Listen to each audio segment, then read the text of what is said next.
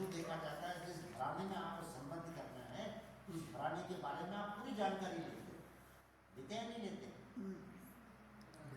तो जब भी आप किसी ऑर्गेनाइजेशन के लिए नौकरी के लिए इंटरव्यू कर रहे हो तो मेहरबानी करके उस ऑर्गेनाइजेशन के बारे में पूरी रिसर्च करिए। जैसे लड़का लड़की के खानदान के बारे में आप जानते हैं उसी तरह ऑर्गेनाइजेशन के आजकल तो क्लिक पे सारी इंफॉर्मेशन है, बैलेंस शीट भी आ जाएगी, इनकम स्टेटमेंट भी आ जाएगा, किसी ने उस कंपनी में काम किया तो वहाँ की कल्चर, वहाँ की वैल्यू सिस्टम सब पता कर सकते हैं। इसका आपको इंटरव्यू में बहुत फ़ायदा होगा, वो थोड़ी देर से मैं आपको समझाऊँगा। देखिए जब भी आपके पास कॉल लेटर आता है my dear friends, call letter is something like 100 metre hurdles. हर 10 मीटर पे एक हर्डल लगा रहता है, ये विनिंग पॉइंट है। इंटरव्यू कॉल लेटर आने का मतलब ये है कि आपने 9 हर्डल अच्छी तरह पार कर लिए, 8 हर्डल, एक हर्डल आपको और पार करना है, वो 20 मिनट की अच्छी परफॉर्मेंस इंटरव्यू में और नौकरी आपकी दो। तो it should be the occasion of great joy, very happy that I have achieved the interview letter, क्योंकि आपने सारी स्टेजेस पूरी क्लियर कर ली, एक अच्छी परफॉर्मेंस। अब इंटरव्यू में जो मैंने आपको पॉइंट बताया इसके साथ इसको कहते हैं स्क्वायर पैग। ये नया डायग्राम देखिए यहाँ, square peg in a round whole. ये फिट नहीं, ये सारे गैप्स रह गए क्योंकि इसमें फिट नहीं बैठा। इसका मतलब ये लड़का या लड़की मेरे बच्चे के लिए उपयुक्त नहीं है। जैसे कोई एस्ट्रोलॉजी बिलीव करते हैं तो गुण मिलाते हैं ना, 24 गुण 36 गुण, हाँ पता नहीं आजकल मिलाते नहीं मिलाते, तो मिलाया करते अभी मिलाते। तो ये लड़का या लड़की ठीक नहीं, तो उसी तरह ये ठीक नहीं। अब एक एग्जाम्पल सुनिए, इसमें इसको इसलिए मत लीजिएगा कि मैं अपने को ग्लोरीफाई कर रहा हूँ, नहीं, मैं आपको समझा रहा हूँ। मेरी एग्जाम्पल दी रिटायरमेंट के बाद जब मैं जयपुर में सेटल हुआ उस बात को लगभग 25 साल हो गए, 25 तो नहीं 20-22 साल हो गए। उस जमाने में बहुत कम इंजीनियरिंग कॉलेज थे, बहुत कम मैनेजमेंट इंस्टीट्यूट थे। अभी तो जयपुर में ये जोक है कि सड़क से पत्थर उठा के कहीं फेंको इंजीनियर तो या तो एक इंजीनियरिंग कॉलेज मिल जाएगा या एमबीए की कोई इंस्टीट्यूशन मिल जाएगी, तब नहीं। तो एक दिल्ली के एंटरप्रेन्योर ने एक नई मैनेजमेंट इंस्टीट्यूट एस्टैब्लिश किया। उसके लिए वो एक डायरेक्टर चाहते हैं। मैं अभी रिटायर हुआ तो किसी ने मेरा नाम सजेस्ट किया, मैंने कहा मुझे फुल टाइम जॉब नहीं करनी, क्योंकि हर एक रुपये पे उस ज़माने में ये हमारे कांग्रेस के क्या नाम था, चिदम्बरम ये फाइनेंस मिनिस्टर थे, 30 रुपये ले लेते हैं, मुझे तो 70 पैसे ही मिलते हैं, तो इनकम टैक्स में गया। इतना साल में मैंने अपनी फाइनेंशियल प्लानिंग अच्छी कर ली, मुझे पैसे को चेंज नहीं करना है, तो मैं फुल टाइम जॉब नहीं करूँगा।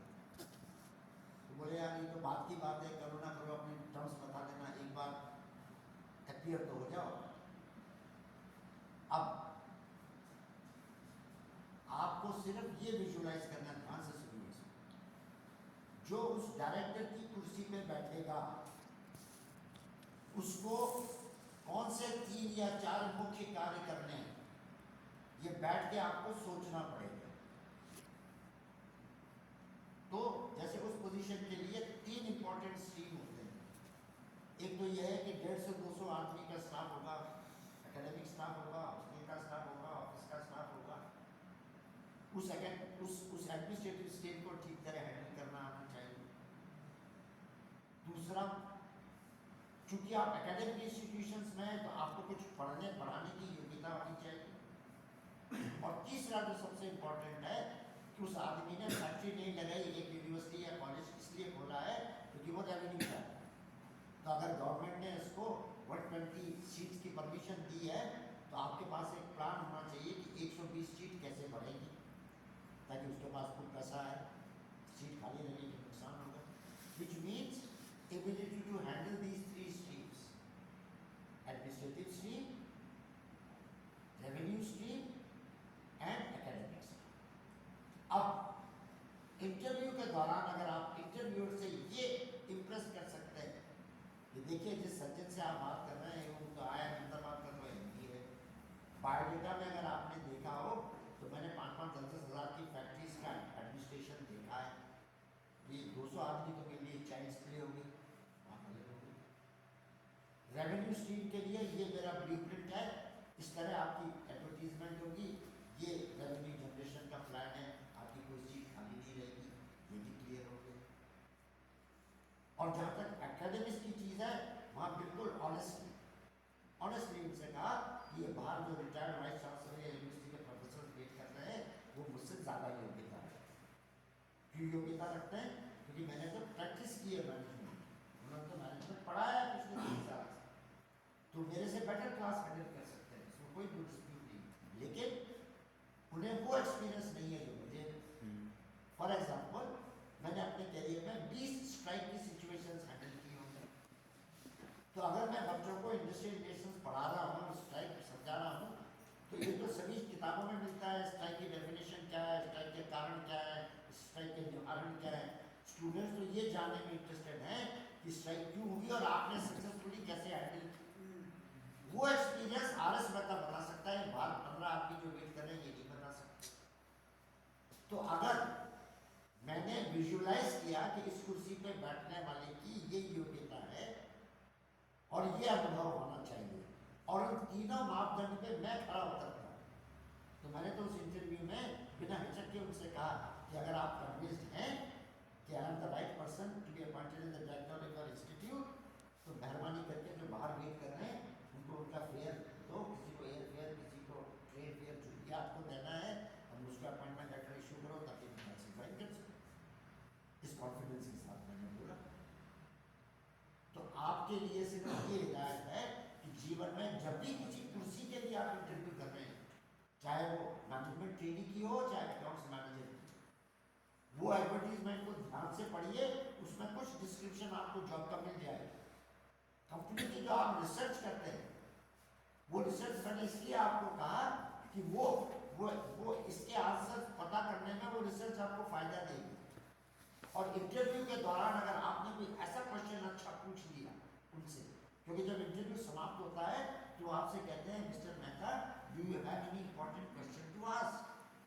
तब अगर आप उनसे कहते हैं कि सर 2 साल पहले ये फाइनेंशियल क्राइसिस आई थी आपकी, जितना मैंने पढ़ा उसके हिसाब से ये तो आपने एफर्ट किए थे, लेकिन इसको आपने पूरी तरह रिजॉल्व कैसे की, सब में जानने में इंटरेस्टेड हूँ। कितना अच्छा लगता है सर ये मार्केटिंग की प्रॉब्लम आई थी जब आपकी मार्केट एकदम डाउन हो गया था, आपने को बूस्टअप किया, रिसर्च का ये फायदा होता है। और बाकी आपके जनरल GMCS जब आप कोर्स अटेंड करेंगे, ये जो मेरे पास फोन कॉल आया था ये इसी पर्पज़ के लिए आया था कि सर आपका जो सेशन है अगर आप कल फ्री है तो इंटरव्यू की टिप्स फाइनल ईयर स्टूडेंट्स को जो हमने पहले रखा उसको ठीक ऑन कर रहे हैं, आप कल आ सकोगे या नहीं। तो मैंने कहा मैं आज कॉल कर रहा हूँ लेकिन कल सुबह शाम को कॉल मैं कल सुबह आ जाऊँगा, तो सर आप एडजस्ट कर लीजिए। तो आपके लिए क्या लर्निंग है, एक तो बाहर बैठे हुए नर्वस नहीं होना, मैंने कहा उसका दापूर्वक संस्कार करना। और सबसे इम्पोर्टेंट ये है, जैसा किसी ने कहा था मुखौटा पहन के इंटरव्यू में नहीं जाना। आज की तारीख में आप जैसे हैं उसी बेसिस पे इंटरव्यू में चले जाएगा। अपनी योग्यता को धीरे धीरे बढ़ाइए ताकि आज से 2 साल बाद इंटरव्यू परफॉर्मेंस और बेटर होगी, लेकिन मुखौटा पहन के नहीं जाएंगे। मेरा उसका मतलब है कि जो आप नहीं है वो प्रदर्शित करने की आप चेष्टा करें। तो मैं जो इंटरव्यू आपका ले रहा हूँ मुझे इतना अनुभव है, मुझे कितना टाइम लगेगा आपका मुखौटा उतारने में? 2 सेकंड। 2 मिनट। 2 मिनट भी नहीं लगे, क्योंकि मुझे आपसे ज़्यादा अनुभव है। तो किसी भी आदमी को सारी चीज़ों का ज्ञान नहीं होता, छोटी छोटी चीज़ें आपसे पूछते हैं। अब आप फ्रेशर्स हैं, आपसे क्या पूछा जाएगा? रेज्यूमे को ध्यान से देखिए जो आपने बनाया है और ये सोचिए कि अगर आप इस कैंडिडेट का इंटरव्यू ले रहे हैं तो क्या सवाल पूछेंगे। तो ग्रुप करके 5, 7, 8 सवाल आते हैं।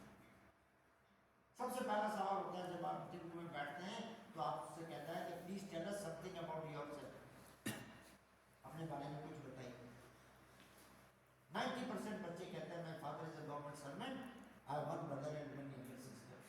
अरे डैमेट, मैंने तुम्हारे बारे में पूछा है, फैमिली की डिटेल्स नहीं पूछी है। और उसके साथ ही गलती और करते हैं, वो कह रहा है mister Mehta take you have any question take your seat. इसका मतलब आपके नाम से परिचित है। तो पहले तो ये जवाब देते हो आए हमारे सरकार है, नाम क्यों बता रहे हो, आपको नाम से बुला रहे हो, फिर फैमिली डिटेल दे रहे हो। तो आपके बारे में बताइए, इसका अच्छा उत्तर क्या होगा? सर अपने स्किल्स और नहीं, मान लीजिए मैं एग्जाम्पल दे रहा हूँ, मान लीजिए मैं राजस्थान के उस रिमोट विलेज से हूँ जहाँ 24 घंटे में 8 घंटे बिजली आती है। मैं बीपीएल माता पिता की संतान हूँ, पेट पे पट्टी बांध के उन्होंने मुझे सीए बनाया। अगर मुझसे पूछा जाए कि अपने बारे में बताइए, तो मुझे इस बात पे बड़ा गर्व है कि इतने एडवर्स सर्कमस्टांसेस से मैंने फर्स्ट शॉट में सारे सीए क्लियर किए। ये आलस में अपना अपना उत्तर, आप मेरे उत्तर को अपना उत्तर नहीं बता सकते क्योंकि ना आप बीपीएल के परिवार के, ना उस विलेज के, तो वो सारी चीजें जिस पे आपको गर्व है उसके 4-6 लाइन लिखिए। और क्योंकि आपको बोलने का अनुभव नहीं है तो घर में शीशे के सामने इसका रिहर्सल करिए। First impression is the best impression. वही खराब हो गया तो क्या होगा? सेकंड सवाल, आपके सामने कई सारे ऑप्शंस थे। एमबीए कर सकते थे ग्रेजुएशन के बाद, सीएस कर सकते थे, आईएएस में बैठ सकते थे, आरएएस में बैठ सकते थे। आपने सीए प्रोफेशन क्यों चूज किया? वो प्रोफेशन जिसमें आपने जिंदगी के इतने इंपॉर्टेंट साल बिताए हैं, आपसे पूछा जा रहा है, आप उसका जवाब देने में सक्षम नहीं, क्या जवाब देंगे इसका? अलग अलग तरह के जवाब हो सकते हैं। ये कहती है कि सर आपने मेरा बायोडाटा ध्यान से देखा हो तो अभी तो मेरे फादर का सिर्फ अलवर में एक ऑफिस है। मैं राजस्थान के 3 इंपॉर्टेंट सिटीज में और ऑफिस खोलना चाहती हूँ। अपने फादर के एग्जिस्टिंग बेस को बड़ा बनाऊँ, इसलिए सीए मैंने चूज किया। किसी ने कहा कि जब मैं बहुत छोटा था तो मेरे घर में एक सर्जन आते थे, वो चार्टर्ड अकाउंटेंट थे। उनकी इतनी डायनामिक पर्सनैलिटी थी कि मेरे दिमाग में बचपन से बैठ गया तो बढ़िया पर्सनैलिटी बनानी है तो सीए कोर्स ज्वाइन करो। ग्रेजुएशन करने के बाद जो आप पूछ रहे हैं, यस, मैंने सारे प्रोफेशंस को एनालाइज किया, पता लगा कि अर्थमेटिकल प्रोफेशन में ग्रोथ होती है, सीए में ज्योमेट्रिकल प्रोफेशन में होती है, इसलिए मैंने सीए किया।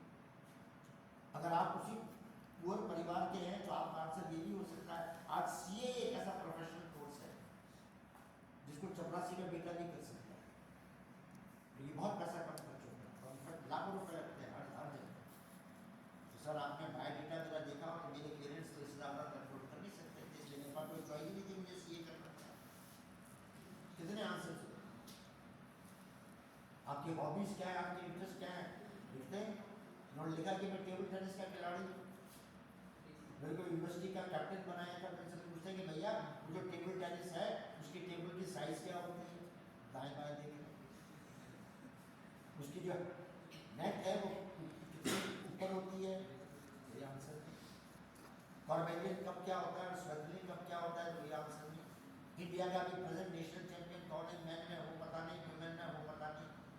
कॉमनवेल्थ में जो टीम गई थी उसमें कौन मेंबर थे, क्योंकि 10 साल से टेबल टेनिस खेल रहे हैं, 5 साल से खेल रहे हैं। आपसे पूछा आपकी हॉबी क्या है, बोले स्टैम्प कलेक्शन। मैंने पूछा कि भाई व्हाट इज फिलेटली, पता नहीं। अरे जो स्टैम्प कलेक्शन करता है उस हॉबी को ही फिलेटली बोलते हैं। तो आप कितने इग्नोरेंट हैं? घूम फिर के यही सवाल पूछे जाएंगे आपसे।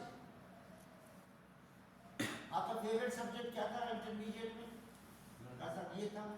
अच्छा, उसमें 1-2 सवाल करने, वो आपसे कोई रोबोटिक्स या मशीन लर्निंग या आर्टिफिशियल इंटेलिजेंस पे नहीं पूछेंगे। ये चीज है। तो विजुअलाइज करने की बात है। मुझे इस कुर्सी के लिए सेलेक्ट करना है, इसकी योग्यता और अनुभव क्या है उसको अपने से रिलेट करिए, तो कोई वजह नहीं कि आप फेलियर हो। मैंने डायरेक्टर मैनेजमेंट इंस्टीट्यूट की आपसे बात की, सिलेक्शन होने के बाद मैंने उनसे कहा मैंने तनख्वाह काट लो, मैं रोज नहीं आऊँगा। You like me as a director, I'll come on alternate days.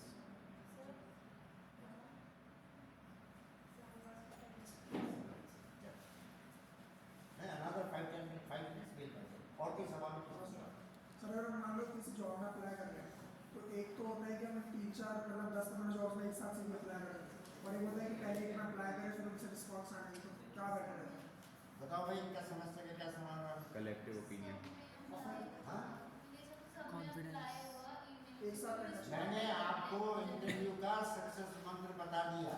हाँ अब अगर आपको लगता है कि आप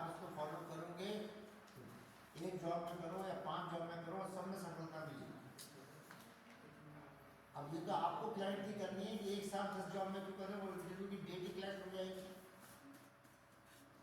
मुझे एक सर्जन मिले, बोले CA itself is such a powerful qualification.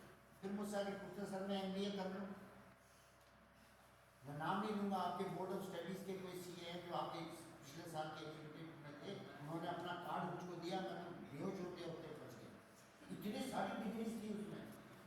मैंने कहा साहब आपका ये विजिटिंग कार्ड है, पोस्ट कार्ड है, डिग्री कैसे लिख सकते हैं?